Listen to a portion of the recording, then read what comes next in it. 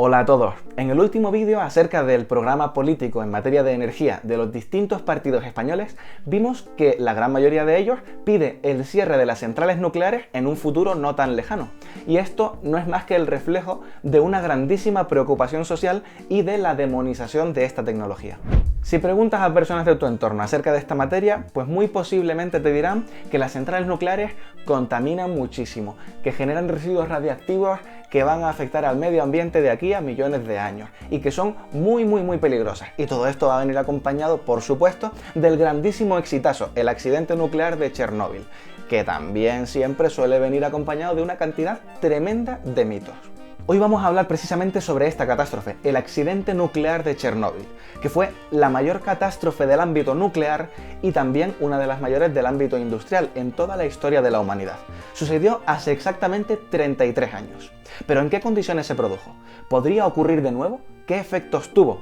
Para dar respuesta a todo esto y ver si son tan peligrosas las centrales nucleares, sígueme la corriente. Sígueme la corriente, sígueme, electrón con electrón, sígueme la corriente, suscríbete y sé mi protón. Antes que nada les comento que este vídeo lo hago en colaboración con el ingeniero eléctrico Josep Rey. Él ha dedicado los últimos años al estudio y divulgación de la energía nuclear, y una de las cosas que más admiro de él es precisamente la rigurosidad con la que trata estos temas. Por eso no podía faltar en este vídeo dedicado a un tema tan controvertido.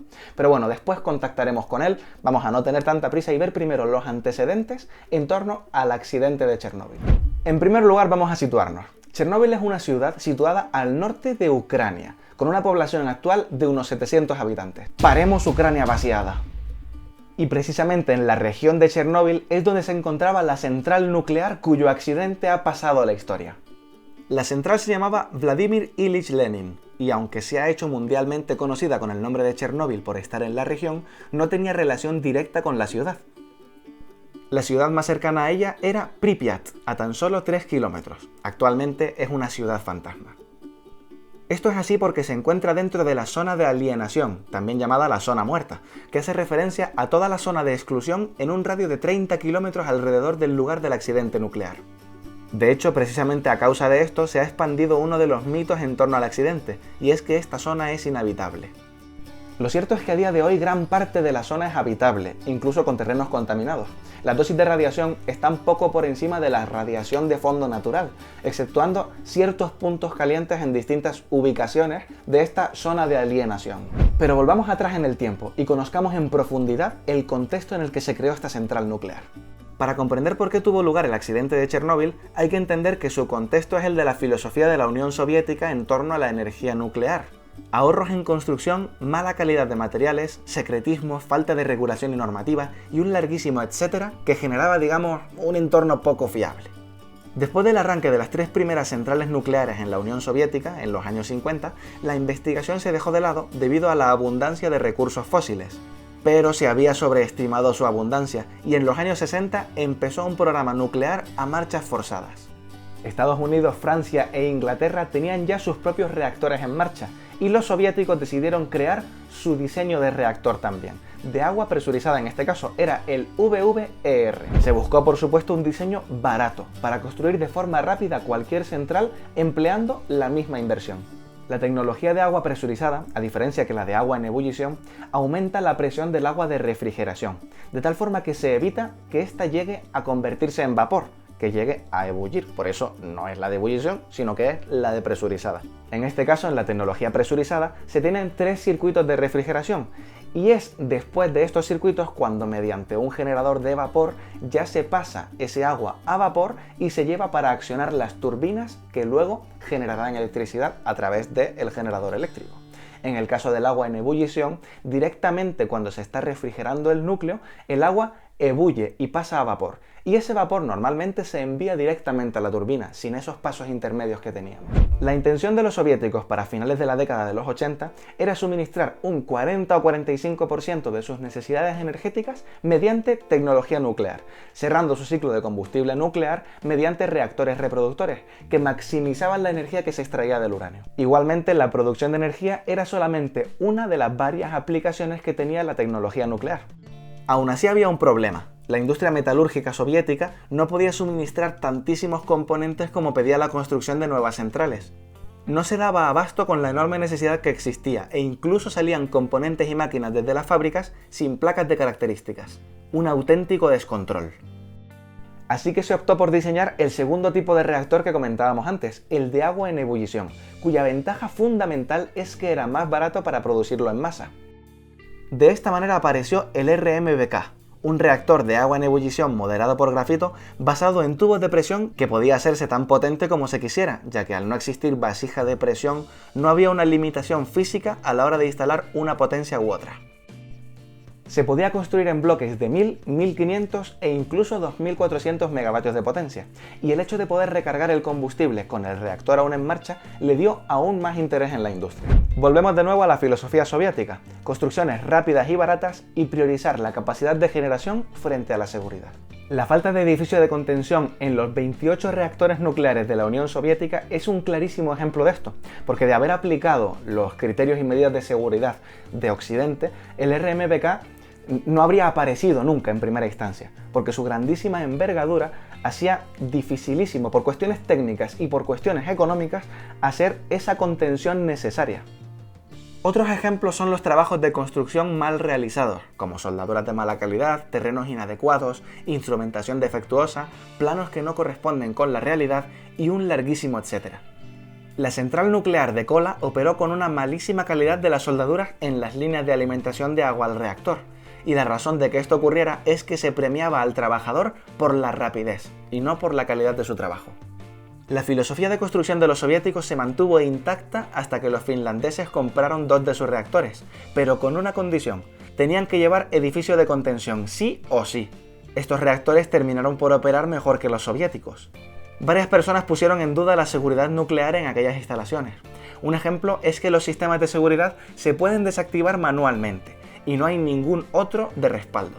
Todo lo contrario a lo que ocurre actualmente en nuestras centrales, cuyos sistemas de seguridad no se pueden desactivar bajo ningún concepto. Los reactores RMBK son inestables por diseño, y además, tanto la falta de experiencia en su operación, con experiencia puramente nacional, y la falta de simuladores donde los operadores de las centrales aprendan a distinguir actuaciones y sucesos normales de sucesos anormales, prepararían la fórmula para el desastre. Una vez visto todo esto, vamos a conectar ya con Josep Rey para que nos hable más en profundidad de la central, del reactor y de las condiciones en las que se dio todo el accidente. Hola Josep, muchas gracias antes que nada por todo el asesoramiento para el contenido del vídeo y por dedicarnos el tiempo también para estar por aquí. Cuéntanos un poquillo pues cómo fue el proceso de fabricación de la central en sí misma y las particularidades sobre el reactor.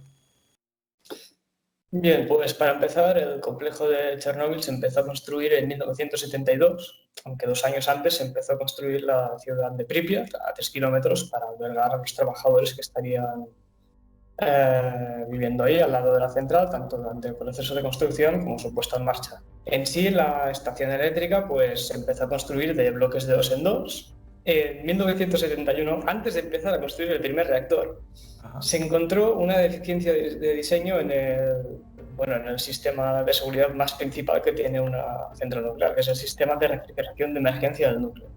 Pues esta deficiencia, bajo una rotura de una tubería equivalente de 300 milímetros de diámetro, este sistema es deficiente en un 39%. ¿Qué significa esto? Pues que en caso de que eso ocurriera, el reactor no se refrigeraría aunque tú tengas el sistema en marcha. No se corrigió, se construyeron las unidades igualmente, se construyeron los reactores 3 y 4 igualmente y no se... se había detectado previamente y para adelante, ¿no? Para adelante. Los 4 reactores que se construyeron, los mismos con la misma deficiencia de diseño. Y esto es que es un cachondeo. Las unidades 3 y 4 se pusieron en marcha en el 81 y en el 83. Esto significa que 10 años antes se vio el fallo de diseño y aún así tampoco se corrigió. Las unidades 5 y 6, en el 86, que estaban en construcción, tampoco tenían previsto solucionar este fallo. O sea, cultura de seguridad nula. Entiendo también que no se resolvió este fallo por las cuestiones que veíamos en la Unión Soviética de ahorrar costes y para adelante muy rapidito. Sí. Ellos querían tener un reactor lo más barato de construir posible, que se pudiera construir en masa, y si además te puede producir armas nucleares, mejor, aunque eso signifique reducir la seguridad. Es una política que, bueno, pues hay que ponerse en el contexto de que salían de la Guerra Fría, habían tensiones, etc. Y bueno, luego en el 79, ya con los bloques 1 y 2 arrancados, se vieron deficiencias y desviaciones en la construcción de estos dos bloques. Es decir, planos que en el plano decía una cosa y la realidad era otra, cosas de este estilo, o sea, no tiene mucho sentido. Y en el 84 se repitió lo mismo con las unidades 3 y 4. Todos estos reactores ya, todos en marcha, o sea, los informes se hicieron incluso después de que los reactores arrancaran. En Chernobyl se estaban reuniendo las condiciones necesarias para que hubiera un accidente de tal magnitud cuyas consecuencias se acabarían pagando durante décadas, y de hecho es lo que estamos viendo hoy en día. O sea, y esto lo dijo textualmente un ingeniero un mes antes del accidente. O sea, a ese le dan... Es un visionario, ¿no? Entiendo que, aun habiendo hecho esas afirmaciones, no se tomaron medidas tampoco para tratar de mejorar esas condiciones. Y todo esto que hemos visto es con respecto a la central en sí, pero también entiendo que hablando particularmente del reactor hay... Bueno, un poco exótico también, ¿no? Pues por el reactor no sé ni por dónde empezar, porque hay bastante tela. A ver, primero de todo, el reactor, como había comentado antes, pues de origen militar, lo que eran los soviéticos, pues vale, tenemos un problema. Tenemos una industria que no es capaz de producir suficientes componentes grandes como vasijas, generadores de vapor, presionadores, etcétera, como para poner energía nuclear a escala. ¿Y qué hacen ellos? Bueno, pues cogen un reactor más simple, que además era militar, ya tenían el diseño más o menos hecho, y como funcionaba con tubos de presión, pues es mucho más fácil producir miles de tubos de presión que no un montón de vasijas que hacen como, bueno, son enormes, ¿no? Son ollas a presión gigantes. Y además, como era un reactor capaz de producir armas nucleares, pues ya te iba perfecto. No solo producías electricidad, sino que en caso de necesidad, pues podías producir un arma nuclear. O sea, producir plutonio para el arma. Evidentemente no te sale el arma tal cual. Si no, te salen kilovatios por un lado, por el otro, le das al botón y ya está. Ya te sale todo montado. Y bien, respecto ya más concreto al reactor, bueno, pues la primera unidad a escala y comercial, pues al cabo de un mes ya dio problemas. En un mes de funcionamiento, vale. Sí, se preveían problemas en la gestión de potencia, pero estos problemas previstos al final fueron mucho más graves de lo que en el papel eran. Y bueno, pues al cabo de poco tiempo, ese mismo reactor, el primero, sufrió un accidente, de hecho. Tuvo una fusión parcial del núcleo y hubo liberación de radiactividad al exterior. No se informó a la población en esa época, es el secretismo del que estaba hablando. Luego también vieron que a potencias bajas y medias, bueno, en cinética de reactores hay un coeficiente que, bueno, hay varios, pero uno de los más importantes que aplica este reactor es el coeficiente de vacío, o el coeficiente de huecos. Y es que si es positivo, que es el caso, significa que un aumento de temperatura en el reactor que va a provocar más ebullición, porque es un reactor donde el agua hierve en su interior, va a provocar un aumento de potencia. Este aumento de potencia hace que hierva aún más agua, por lo tanto, se retroalimenta constantemente y al final, pues, quien haya estudiado los sistemas, esto significa que esto peta. Cuando el tiempo tiende a infinito, peta, entre comillas, pero al final, basándonos en la realidad, pues el reactor se te funde. No hay más. Aumenta tanto la temperatura que se te funde. Pero es que no solo es inestable a baja potencia, sino que parado también cuesta mantenerlo parado. O sea, como... Bueno, básicamente cuesta mantenerlo parado porque, a diferencia de nuestros reactores que usan ácido bórico y barras de control, este reactor tan solo usa barras de control y usa las barras de control mínimas para mantener el reactor parado. Y cuando tienes el reactor parado, normalmente también lo tienes frío, es decir, con una temperatura menor a 100 grados. Es lo que se llama una parada fría. Con la temperatura del refrigerante más baja, Esto hace que los neutrones, si hay alguno por ahí pululando suelto, hace que se modere más. Si se modera más, se ralentiza y puede continuar una fisión. Esto significa que, aun teniendo el reactor parado con las barras insertadas, si lo tienes frío, te puede arrancar por sí solo. Esto aquí en España es impensable. O sea, ni de coña. Hay un margen de sobra, cuando está parado y eso no lo vas a arrancar por mucho que le metas una fuente de neutrones. No va a arrancar. Después, en las fases de diseño del propio reactor, cuando se encontraba una deficiencia de diseño, que estaba un poco relacionado con lo que había dicho antes, si el arreglo suponía que el reactor ya no se podía usar para producir un arma nuclear, no se veía como una deficiencia de diseño, sino que se veía como una característica del diseño. Es decir, tenemos un problema, pero como solucionarlo nos impide usar el reactor para otros propósitos, no es un problema, es una característica, hay que aceptarla y punto. Luego, el apagado del reactor era brutalmente lento, 18 segundos, y hasta el cabo de 10 segundos las barras de control no empezaban a actuar. Actuar me refiero a parar el reactor, aunque segundos antes hayan empezado a moverse.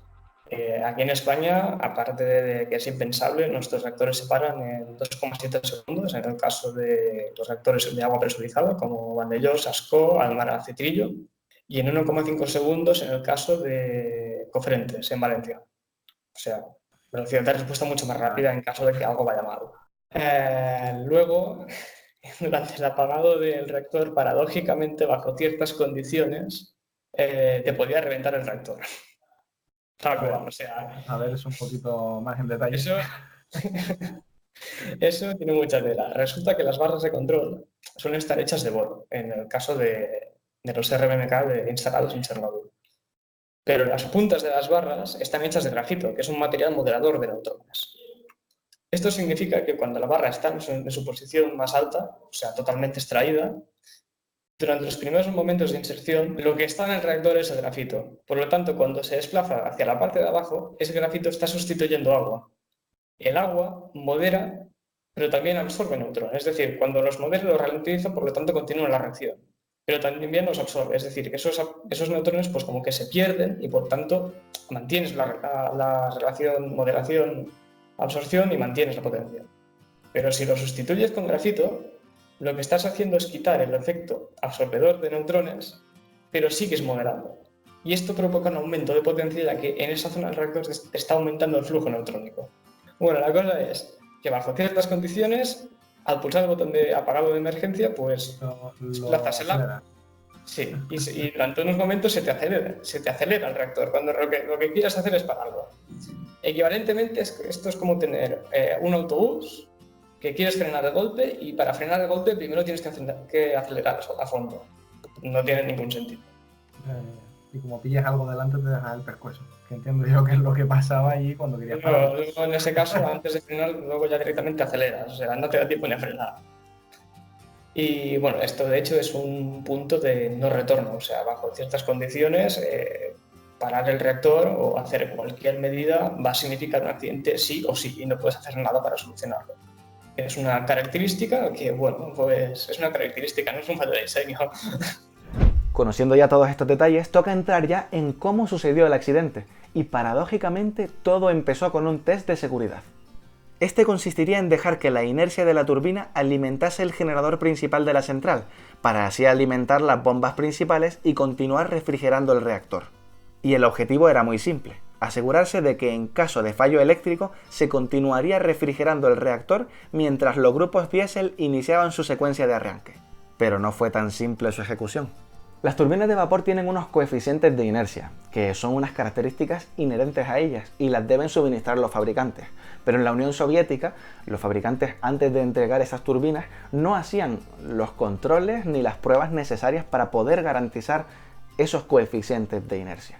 Y probablemente esto se deba a las condiciones que hablábamos antes de sobrecarga a las que estaban sometidos los fabricantes. De esta manera, las pruebas de inercia se tendrían que hacer de manera experimental en la propia central nuclear, y anteriores tests demostraron que la inercia no era suficiente, pero no se trató de resolver de otras formas posibles, como por ejemplo mejorando los grupos diésel. Así que aquí entramos en materia. El día 25 de abril de 1986 empezó la bajada de potencia del reactor, para llevar la planta a las condiciones necesarias para hacer ese test de seguridad del que hablábamos antes. Sin embargo, el test se aplazaría hasta la madrugada debido a la altísima demanda energética en ese momento. A las 2 de la tarde se desconectaría el sistema de refrigeración de emergencia para evitar que actuara durante la realización del test. Pese a que acabó siendo aplazado, no se volvió a conectar. La potencia necesaria para realizar este test era de entre 700 y 1000 megavatios térmicos, y era una prueba que ya se había hecho en otros RMBK con éxito, o sea que en principio la prueba en sí no debería ser peligrosa para este caso. Pero lejos de esos valores, a las 00:28 del día 26 de abril, la potencia era de unos 30 megavatios, muy lejos de aquel valor. Y esto era debido a un fallo del operador del reactor. Él aconsejaría abortar la prueba, porque a potencias tan bajas no se tendría una lectura fiable, pero el jefe de sala ignoró su recomendación. Con una potencia tan baja, evidentemente no puedes ni siquiera plantearte hacer el test que se basaba básicamente en hacer que la turbina girase por inercia, que accionase el generador y refrigerase el reactor con la propia energía eléctrica que proporciona el generador. Bien, pues el reactor se contaminó con xenón, ya que a potencias bajas, después de haber estado mucho tiempo a potencias altas, pues hay un transitorio, que se le llama el transitorio del xenón, que bueno, es un pico que tienes al cabo de 8 horas, pero que te va subiendo durante esas 8 horas. Al cabo de 8 horas va bajando. Bien, este gas, pues bueno, es lo que se considera un veneno neutrónico y es muy fuerte, y de hecho lo que hace es impedirte que luego puedas volver a subir la potencia bajo ciertas condiciones. Si te esperas demasiado, si te pilla en medio del pico, olvídate. Los operadores pensaron que aún tenían tiempo de rectificar y extrayeron barras de control. Y así pues compensan el envenenamiento por xenón con un aumento de reactividad extrayendo barras. Y esta era la idea. Pero al mismo tiempo, como sabían que estaba contaminado y que en cualquier momento esta contaminación por xenón podría bajar e inestabilizarse el reactor, ya que para el mismo número de barras de control, pues si se te va el veneno, pues la potencia aumenta. Pues lo que hicieron es activar 2 bombas de agua auxiliares para refrigerar más el reactor y en caso de que eso sucediera, darles un margen de tiempo a poder reaccionar. Aunque al final esto fue también contraproducente porque si tu intención es hacer un test para hacer girar una turbina, si metes más agua para la misma potencia, la producción de vapor te va a bajar. Por tanto, también te baja la presión de vapor en la parte de la turbina y no vas a girar la turbina que luego tiene que hacer girar, tienen que accionar las bombas de agua eléctricas mediante el generador. Los operadores, al saber que la presión en la turbina era muy baja, pues para evitar que se parara el reactor por disparo de la turbina por presión demasiado baja, redujeron lo que se llama el tarado de disparo de la protección del reactor para que, si dispara la turbina automáticamente dispara el reactor, básicamente porque no tiene sentido tener el reactor encendido con la turbina parada. Y bajaron el tarado de 55 kilos de presión a 50, porque sabían que les estaba bajando la presión. Para compensar esta bajada de presión, también extrayeron aún más barras del reactor para así compensar, intentar aumentar un poco más la potencia y así aumentar la producción de vapor y que durante el test pues, no se quedaran sin vapor para hacer girar la turbina. Se estaban encadenando acción tras acción tras acción y cada una de esas acciones al final desencadenaba un inconveniente que derivaba en la siguiente. Sí, era como un bucle cerrado que no podía salir. ¿Cómo acaba todo eso, aparte del boom? Bueno, pues momentos previos ya al test directamente, pues habían tan solo 6 barras de control insertadas en el reactor y el mínimo, ojo, habían 6 y el mínimo eran 30. Joder, vale. En cualquier momento no podías bajar de 30 y estaban en 6. Al mismo tiempo, el reactor estaba muy sobre refrigerado porque actuaban las 2 bombas auxiliares que añadieron más agua al reactor. Y al final, el hecho de que el reactor esté muy sobre refrigerado provoca que cuando ocurre el choque térmico durante el accidente, se rompan los canales de combustible, ya que evidentemente tú coges un vaso de lavavajillas que está a 50 grados, lo metes en agua con hielo y el vaso se rompe. Es por el choque térmico. Bueno, pues esto es exactamente lo mismo, pero logrado. Pues a partir de este punto, cuando cierran las válvulas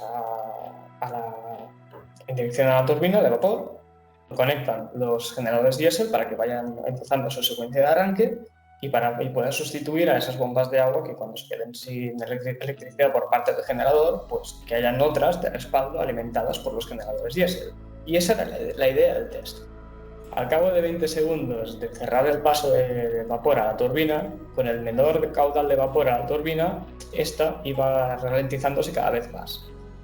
Las bombas principales dejaron de aportar agua al reactor, o sea que evidentemente se iban parando, y aquí se produce el primer incremento de potencia. Es cuando ya el reactor empieza a salirse de esos 200 megavatios de los que partías, empieza a salirse y empieza el accidente.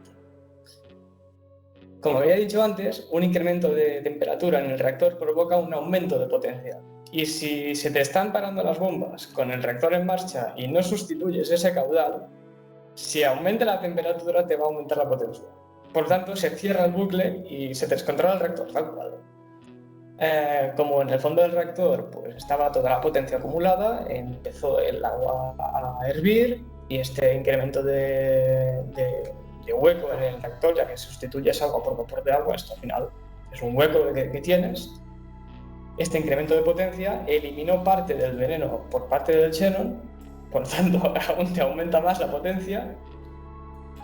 Y al final esto provoca que con el choque térmico que tienes de ese incremento de potencia tan de golpe, estás debilitando los tubos de presión, que al final se acaban rompiendo porque son más susceptibles y al final acaban fugando. Y a medida que se rompen tubos de presión, pues el agua se va vaporizando más y pierdes presión en el tubo, lo cual aún aumenta más la potencia y el reactor así se va descontrolando paso por paso. Sí, poco a poco, o sea, por cada incremento de temperatura hay un aumento de potencia y esto al final pues te lo hace muchísimo peor. Total, que al final ¿cómo acaba todo? Bueno, pues al final pasó que cuando se dieron cuenta, ya que en el panel de control de la sala de control, bueno, pues había evidentemente errores en potencia y en caudal, al menos eso lo indicaba. Y bueno, pues intentaron parar el reactor. Esto es, pues, introducir todas las barras de control de golpe, un total de... Si habían 211 barras de control en el reactor y habían solo 6 metidas, pues eso significa que entran de golpe 206 barras de control. ¿Y recuerdas lo que te había dicho antes de que bajo ciertas condiciones, al entrar la barra de control hay un aumento de potencia? Eso aceleró... Pues, si con una ya es grave, imagínate 206, al mismo tiempo, todas. Bueno, pues cuando pulsaron el botón, al cabo de unos cuantos segundos, la potencia les subió de golpe y subió tan bestialmente que sencillamente se rompieron todos los tubos de presión, la tapa del reactor entera, no las tapas de los tubos, sino la tapa entera del reactor, que pesa 2.500 kilos, se levantó, saltó por los aires y cuando aterrizó lo hizo en una posición casi vertical. O sea que imagínate la fuerza que tenía que tener eso. Y esto fue a causa del aumento de potencia de golpe que hubo en la parte del fondo del reactor al insertar las propias barras de control que paradójicamente servían para detener el reactor. O sea, el propio sistema de protección del reactor acabó destruyéndolo. Y lo peor es que, bueno, de hecho, este fallo de diseño se supo 3 años antes del accidente, que hubo un casi accidente, por decirlo de algún modo, en Lituania, en un reactor casi igual, y no se hizo nada para corregirlo. O sea, sabían que eso podía ocurrir, pero dijeron, bueno, es que esto es una cosa que es muy difícil reunir las condiciones. Bueno, pues 3 años después pasó a grande. Que eso vaya a pasar. Bueno, pues pasó en el 83, dijeron que era muy difícil, en el 86 volvió a ocurrir, pero esta vez mucho peor. Y bueno, pues evidentemente, pues con esa explosión, pues el edificio del reactor irreconocible, pues dejó de existir prácticamente. El edificio de las bombas de agua pues colapsó, el propio reactor pues, desapareció tal cual y evidentemente con la explosión se liberó el inventario completo de gases nobles radiactivos del reactor junto a otros productos de fisión volátiles como yodos, telurios, cesios, estroncios y bueno, media tabla periódica al medio ambiente. Y con esto pues después de esa explosión el grafito, que además es combustible, es carbón tal cual, pues hubo un incendio en el reactor que tardaron 10 días en extinguirlo. Y así fue el accidente de Chernobyl. Cagada tras cagada y una falta de cultura de seguridad, pero brutal. Esto es inconcebible. En Occidente ya lo era antes y hoy en día, incluso con las mejoras que han habido, es que es algo impensable en nuestras centrales. O sea, es imposible. No, es un accidente que no puede ocurrir aquí. Es físicamente imposible. Así sucedió el mayor accidente nuclear de toda la historia y uno de los mayores accidentes industriales. Sin duda, una auténtica catástrofe. Pero también es cierto que esta catástrofe está muy mitificada y circulan muchísimas creencias que no son del todo ciertas, no son nada rigurosas. Muy pronto publicaré otro vídeo en el canal precisamente desmontando los 15 mitos más extendidos acerca del accidente de Chernóbil. Mientras tanto, ¿qué te ha parecido? ¿Has descubierto algo nuevo acerca de este accidente de Chernóbil? ¿Conoces algún otro dato interesante también que no hayamos comentado? Pues ponlo por aquí abajo en los comentarios. Sígueme la corriente, es para aprender entre todos. Espero que te haya gustado este vídeo, que hayas podido aprender y conocer más acerca de este episodio de la historia, muy importante para la historia concretamente industrial y de la energía. Y para aprender más sobre energía y sostenibilidad, pues sígueme la corriente. Continua o alterna, o de Tomás o de Tesla, está vivo, está muerto, con o sin cebolla, sígueme, la corriente, sígueme, electrón con electrón, sígueme la corriente, suscríbete y sé mi protón.